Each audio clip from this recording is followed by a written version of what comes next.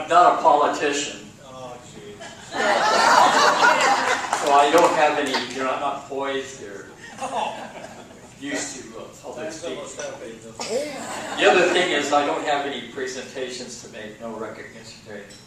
I got a call the other day, and the voice at the other end of the line said, would you like to say something about Dick as his good friend? And I got excited and I said, yes. And I didn't hear anything else that person told me. I dropped the phone, ran over, called Mary. We sat down at the breakfast table, and I said, Mary, we need to sit down and figure out what we're going to talk about Dick. So I got my tablet and my pencil, and for the next 10 minutes, we sat there. And we sat there. And at the end of the 10 minutes, I looked at my tablet and I didn't have anything on there. And Mary said, that guy is so squeaky clean. He is boring. And I had to shake my head. And I said, wait a minute, I'm going to write something down here because I need to say something. So I said, Dick is like a cup of hot tea without the tea bag.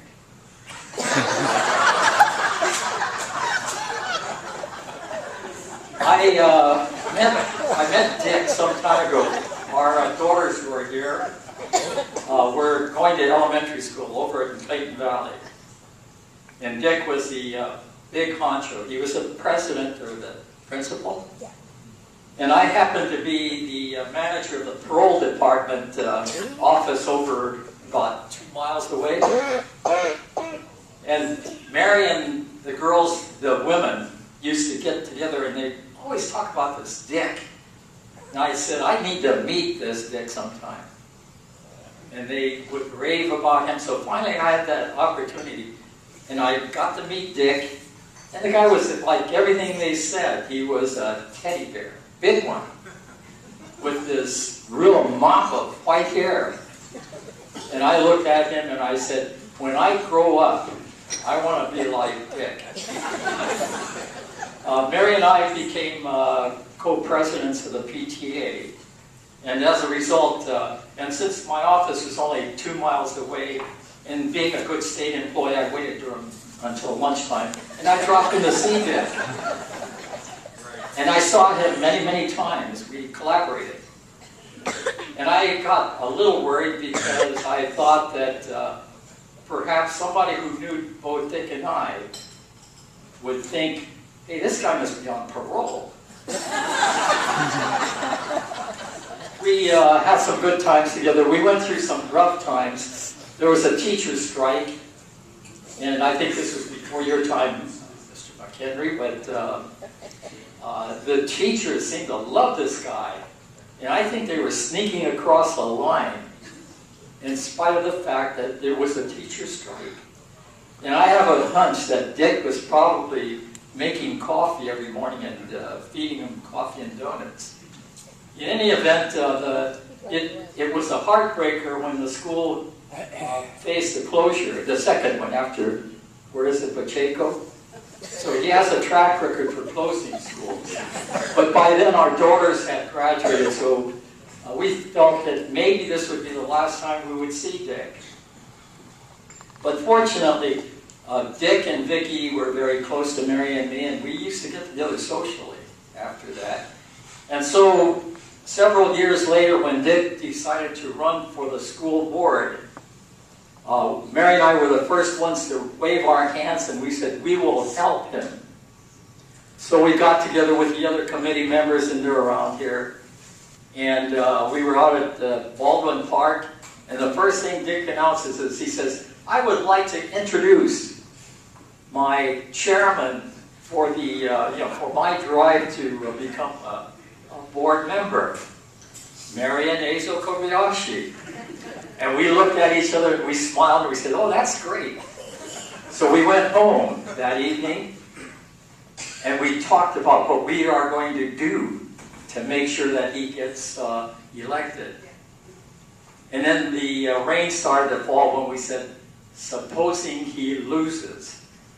Well, the rest is history, because not only did he win, he won heartily, big time. And every election that he came up with, he won big. And it's just a testimony to the kind of person he is. A couple of other things, because I see my wife getting nervous because she says, cut this short. But in any event, there are a couple of things that I wanted to share. Bill Brumley wanted to see Dick. So he came up to me and he says, hey, so will you introduce me to Dick? And I said, sure, let's have breakfast together. So we had breakfast together, and we have been having breakfast ever since. And that just shows you the caliber of the person Dick is. Finally, there's a question I've been really aching to ask Vicki. Is that really his hair?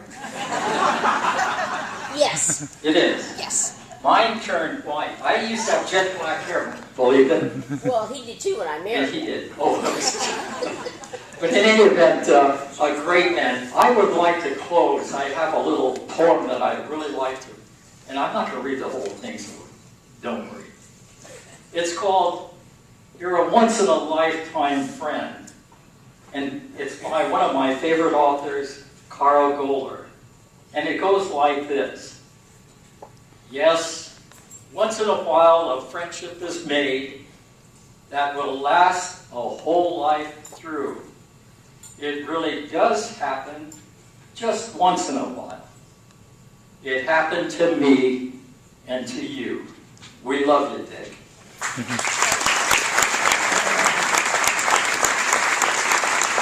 I do have to present. For your consideration, the film, Goodbye, Mr. Allen.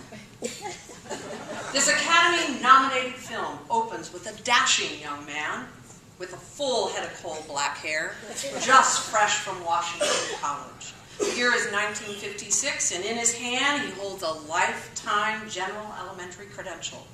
He opens the door to the first of many classrooms, a 6th grade at Holbrook. Given how long ago this was, I'm surprised the film does not include Mr. Allen bringing a scuttle of coal and a bucket of water.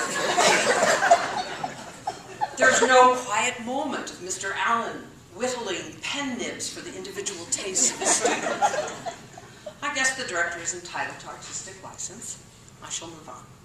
The film continues with Mr. Allen demonstrating that much-needed teacher flexibility as he moves on to 4th grade and 5th grade with stints of teaching at Concord and Ayers Elementary Schools from 1959 through 1963. It's an amazing time for education. Math and sciences are being emphasized after the launch of Sputnik in 1957 by the Soviet Union. Schools are being built fast and furiously to keep up with the exploding population. The film fades on the final classroom at Larky Park Elementary in 1964.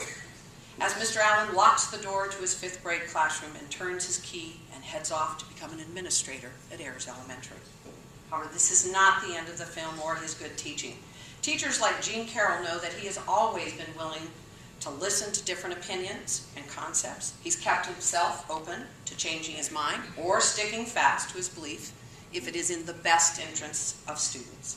When he visited my summer school classroom, Dick proceeded to get down to eye level with my 4th graders as they worked on tessellations.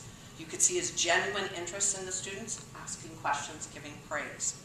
I ask you now, raise your hand if Dick has been your mentor at some point in his career. He has encouraged many of us to extend our learning and to try new educational paths. The teacher we met in 1956 continues on a daily basis to teach, to encourage, and to celebrate with those around him, whether it's in a classroom, a boardroom, a city function, or a family gathering. So, the Excellent Teacher Award goes to, bated breath, oh, you will be impressed, my good friend and fellow teacher, Dick Allen.